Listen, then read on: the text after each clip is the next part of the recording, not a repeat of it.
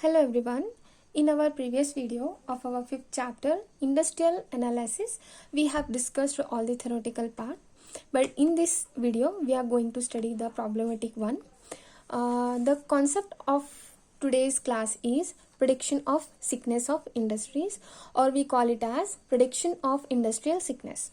Okay, how a company or how an industry or a firm is gonna be sick, that can be predicted on different basis, right? So here we have two different analysis, univariate analysis and multivariate analysis, or it is also called as univariate model or multivariate model. Okay, the first one we have here is univariate analysis, which has been given by William H. Beaver in the year of 1966. Okay, univariate analysis aims to predict sickness on the basis of single financial ratio, that is cash flow to total debt or cash flow divided by total debt. Though many financial ratios were used by analysis for predicting sickness, there was no consensus as to what the most appropriate ratio is for the prediction of sickness. Such a situation prevailed till William H. Beaver published his study on the univariate analysis in the year of 1966. Beaver examined the predictive power of 30 different financial ratios by choosing a sample of 79 firms that had become sick and 79 firms that were very healthy for the same period of time. The sample was so chosen that for each sick firm, a healthy firm operating in the same industry and having comparative size was included in the sample set. For both the sets of 79 firms, each, Beaver examined the behavior of 30 different financial ratios during the period of 5 years prior to the failure. The main finding of Beaver was that the ratio is most useful in predicting impending sickness in the ratio of cash flow to debt. Okay, since the ratio showed a minimum error in his prediction. Okay, this is all about the multivariate analysis. So here what we have understood that William H. Beaver has given a single financial ratio. On the basis of this, we can predict the sickness of an industry. Next we have the multivariate analysis, which has been given by Altman E.I. Okay, so Altman E.I. presented this model for the first time for predicting industrial sickness in the year of 1966. In his model, Altman combined several financial ratios into one single index. Okay, he named this index as Z-score. Okay, he named that single index as Z-score. His analysis was based on a statistical procedure known as multi-discriminate analysis. I repeat, multi-discriminate analysis, MDA. Okay, Altman studied a sample of 33 bankrupt firms along with a period of with a paid sample of 33 non-bankrupt firms. He examined 22 financial ratios to identify their combined influence on sickness and selected 5 ratios which in his opinion jointly possess the maximum power to predict the bankruptcy. Okay, so those financial 5 ratios are X1, X2, X3, X4 and X5. Okay, he has given the explanation of this X1, X2 also in his formula. So this is his formula. This is we are going to calculate for the 5 and 15 marks. Okay, so what is that Z-score? If we calculate this, we will going to predict the sickness of an industry according to Altman E.I.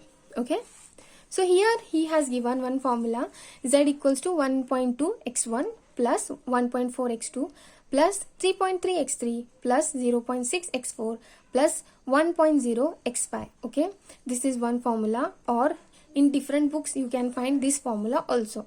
Anyone you can use in exam, you will get the same results. Okay, what are these X1, X2, X3? These are the financial ratios. On the basis of these financial ratios, he has said that we can predict sickness of an industry. Okay, So whereas Z equals to, what is this Z? This is discriminate score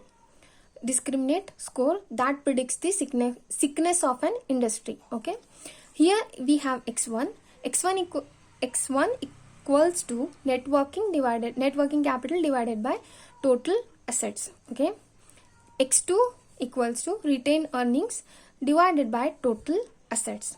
Next we have x3, that is EBIT, that earning before interest and tax divided by total assets. Next we have x4, that indicates market value of equity divided by book value of total debt. And lastly we have x5, sales divided by total assets. So these all are the financial ratios. First we have to calculate all these financial ratios, then whatever the value we get, we have to put those value in the given formula of Altman EI. Then we can predict the sickness of an industry. So how can we predict the sickness of an industry? Here see, Z-score model can be analyzed as follows. Sickness is predicted based on the value of Z. Okay, what we calculate is the Z value, right? On the basis of that Z value, we can predict the sickness of an industry. So if Z score is more than 2.99, then we can say there is no danger of bankruptcy. Okay, the unit or the firm is not gonna be bankrupt if the Z score is more than 2.99. Okay, next we have, if the Z score is below than 1.81, then we can say there is a definite failure, that industry is going to be definite failure if the Z score is below 1.81. Next, if Z score is between 1.8 and 2.99, between these two values, if the Z score stands, then it shows the gray area. Okay, which means Altman develops a guideline for Z score also. If score is about 2.675, then we can classify it as financially sound. If Z value is more than 2.675, then we can say the company or the firm is financially sound. Okay, if the Z score is below 2.675, then what we can say, the company is heading towards the bankruptcy. If the Z value is below 2.675, then we can say the company is gonna be heading towards the bankruptcy. Okay, so therefore the lower the Z score means there is a great possibility of bankruptcy and vice versa. If the Z score is low, then we can say there is a possibility of bankruptcy, and if there is not, it means the company or the firm is not going to be bankrupt. Okay, so this you have to remember.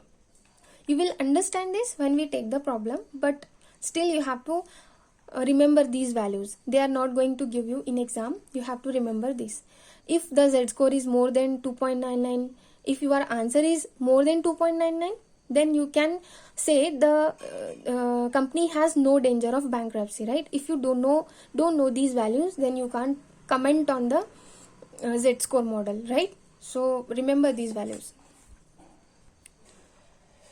So let's take one problem here. This is the simplest problem, because this is the first problem, that's why I have taken the simple problem. From the following information, calculate Altman Z score value. Clearly they have given us to calculate the Z score model of Altman. Okay, working capital they have given 14,000, retained earnings 3,40,000, EBIT 18,000, total assets 5 lakh, market value of equity is 3 lakh, book value of total debt is 1,50,000, and sales they have given 1,20,000. This is the given information. On the basis of this information, we have to calculate the Z score model. Okay, to calculate the Z score model, we know that the Z score model is Z equals to 1.2 x1 plus 1.4 x2 plus 3.3 x3 plus 0.6 x4 plus 1.0 x5. Okay, this we have to calculate. But before calculating this, we have to calculate the value of x1, x2, x3, x4 and x5. When we calculate the values of these financial ratios, then we can put those values in the given formula. Then we will get the Z score. Okay, this is the process. So before they have given us the this information. So before directly calculating this Z score, we have to calculate the financial ratios given by Altman: x1, x2, x3, x4 and x5. So what is here x1? As we have just discussed, x1 equals to working capital divided by total assets. So working capital is already given in the question, that is 14,000, right? So 14,000 divided by total assets, we have here total assets 5 lakh. So 14,000 divided by 5 lakh, you will get 0.028, right? This is your first financial ratio, that is x1. Okay, next x2 formula is retained earnings divided by total assets. So in our question, have they given us the retained earnings? Obviously they have given. Retained earnings are 3,40,000 and we know the value of total asset, that is 5 lakh. So retained earnings are 3,40,000 and total assets are 5 lakh. So 3,40,000 divided by 5 lakh, you will get the one value, that is 0.68. This is our second financial ratio, x2. Next we have x3, that is EBIT divided by total assets. So this EBIT means earning before interest and tax. You guys know this, right? So earning before interest and tax, they have given us as 18,000. In the question they have given us 18,000. So 18,000 divided by total assets. Again we have to divide it by the total assets. So divided by 5 lakh. Okay, so you'll get one value, 0.036. This is our x3. Next, the value is calculation of x4. Okay, so here the formula is market value of equity divided by book value of total debt. So market value of in equity they have given, as well as they have given us the book value of total debt. So market value of equity is 3 lakh divided by book value of total debt is 1,50,000.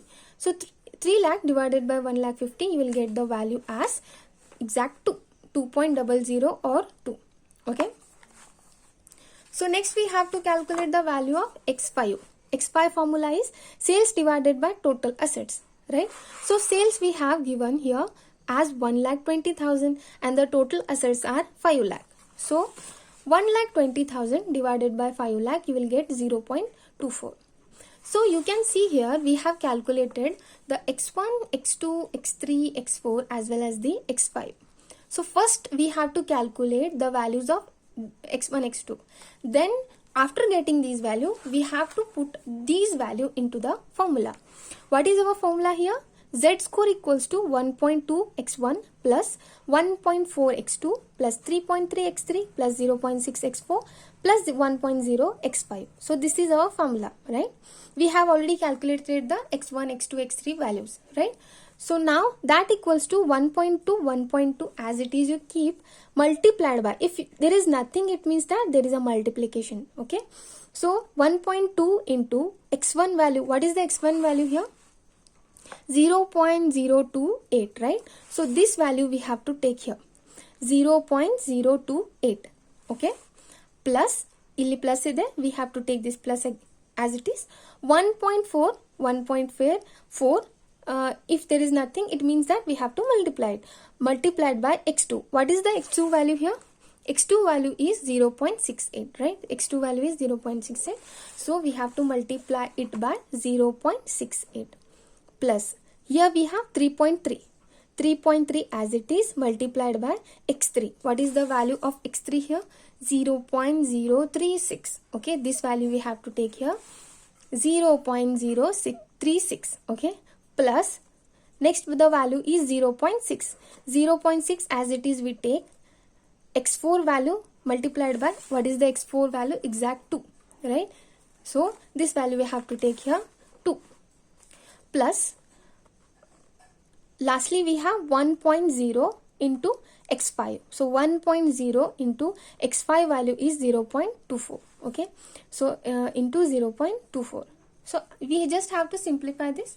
1.2 into 0.028, you will get 0.0336 plus 1.4 into 0.68. When you simplify this, you will get 0.592 plus 3.3 into 0.036. When you simplify this, you will get value of 0.1188 plus 0.6 into 2, you will get the value 1.2 plus 1 into 0.24, you will get 0.24 itself. So the value of Z is 2.5444. Okay, so this is our Z score value. Okay, we have to comment on it. Whether they ask in exam or not, that is secondary, but whenever you get the value of this Z, you have to write the comment on the basis of Z score. Okay, here the comment they have written here as the calculated Z score value is 2.544, as we know that it is between Z value 1.81 and 2.99. Okay, this value lies between these two figures. So I want to show this one more time to you guys. Here, if the value of Z score lies between 1.81 and 2.99, it shows the gray area. Remember this. So if you do not know these value, you can't write the comment. Okay, so here the value of our Z score is 2.5444. So it is between the 1.81 and 2.99. It shows the gray area, which means that the company may become sick industry or may not become sick industry. It may become or it may not become if the Z score lies between these two values. Okay, according to guidelines given by Altman Z score, the calculated value of Z score is below 2.675, right? So it means the company is heading towards bankruptcy. This Z value is below 2.675. That's why the company may head towards the bankruptcy according to Altman Z score. I want to show you one more time this. Here, if the Z score value is above 2.6, we can classify it as financially sound. If the Z score value is below 2.675, then we can say the company is going to be bankrupt soon. Okay, or heading towards the bankruptcy, right? So our value, we calculated value is 2.544, which is below 2.675, right? So if the value is below 2.675, we can say the company is going to heading towards the bankruptcy. Okay, this is all about our comment on the basis of the Z score calculation of Altman. I hope you guys understand this, not remember the value of these given by the Altman. Along with that, possibly write in exam the comment correctly. Okay.